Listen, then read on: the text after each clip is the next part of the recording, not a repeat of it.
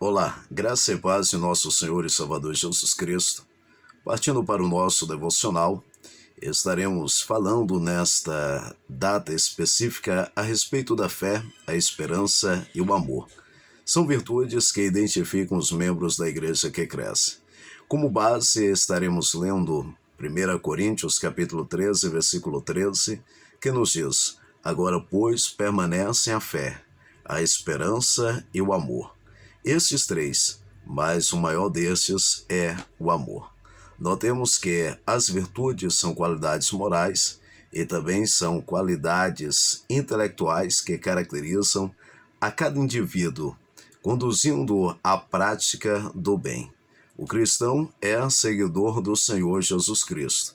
O termo Cristo tem como significado ungido, e apenas os reis, sacerdotes e os profetas eram ungidos na sociedade judaica. Sendo seguidor de Cristo, indica que o cristão tem os sentimentos do Senhor Jesus Cristo e pratica as obras do Messias. A vida de Jesus proporciona a cada um de nós cristãos a termos uma vida de fé, esperança e amor. Estas virtudes, elas identificam, de certa maneira, o autêntico servo do Senhor Jesus Cristo. Por isso o apóstolo Paulo, ele enfatiza no capítulo 13 da primeira carta à igreja em Coríntios, estas três virtudes e no final ele sintetiza, assim como ele introduziu o capítulo, no último versículo do capítulo 12, falando da excelência, o caminho mais excelente, que é o amor. E ele fecha falando dessa excelência, permanece aí os três, a fé, a esperança e o amor. Mas o maior destes é o amor. Mas compreendendo um pouco a respeito da fé, percebemos que há três tipos de fé descritos na Escritura Sagrada: a fé objetiva, a fé subjetiva e a fé como virtude. A respeito da fé objetiva, em 2 Timóteo, capítulo 4, versículo 7, perceberemos o apóstolo Paulo, ele escrevendo as seguintes palavras: Combati o bom combate, acabei a carreira e guardei a fé.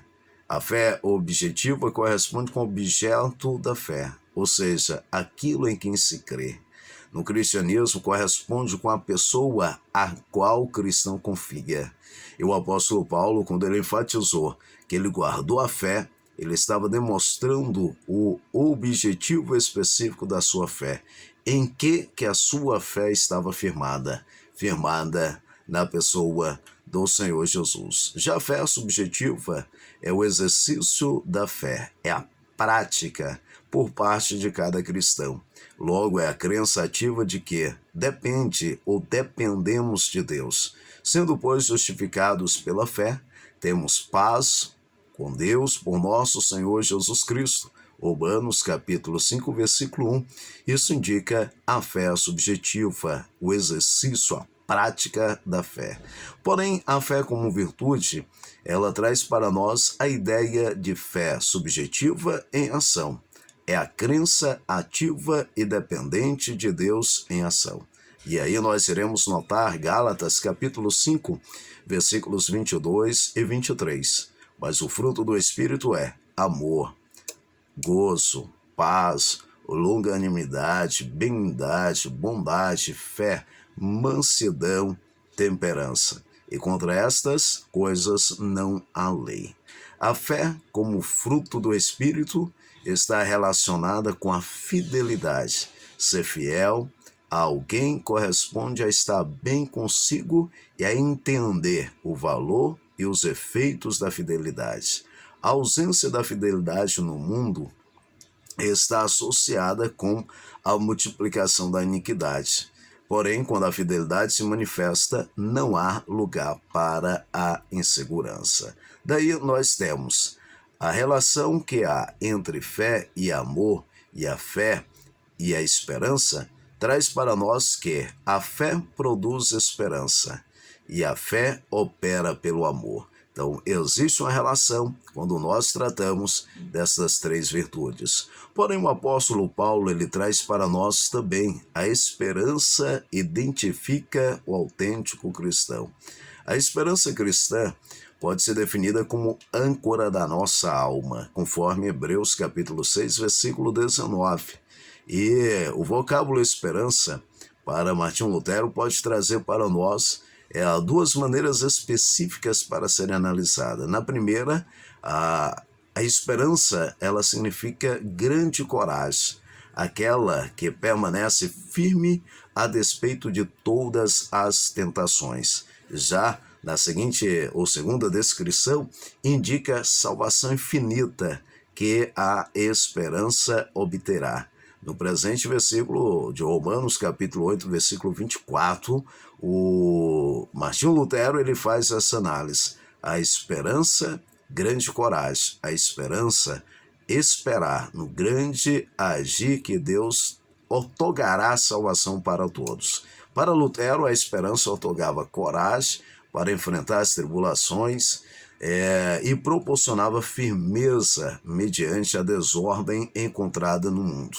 Assim também otorgava a certeza da salvação mediante a continuação sincera diante do Senhor Jesus Cristo. A esperança ela não traz confusão. Logo, os servos de Cristo não serão envergonhados ou humilhados por causa da esperança, pois a esperança cumprirá. Portanto, a esperança é a certeza que em meio às crises o cristão é mais do que vencedor. Por fim, o apóstolo Paulo ele fala do amor.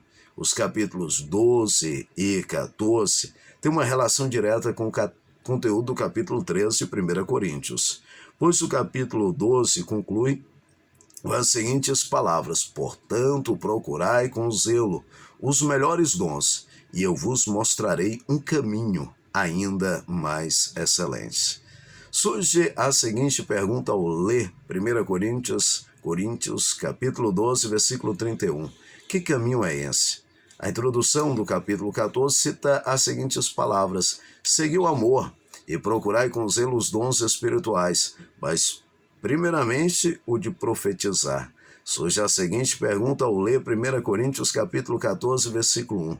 Como seguir o amor? Portanto, o caminho mais excelente é o amor. E seguir o amor tem como definição apressar em direção ao amor, correr ao amor, perseguir o amor e aspirar o amor. O amor divino, amor ágape, é imutável, é sacrificial e é espontâneo. Por amor, Jesus foi entregue para salvar a humanidade. Quando esse amor é operante na vida de cada um dos indivíduos, o mesmo passa a amar até mesmo seus inimigos, pois o amor, como virtude cristã, não corresponde com sentimentos e nem com ações que esperam recompensas, porém trata-se de um dom divino.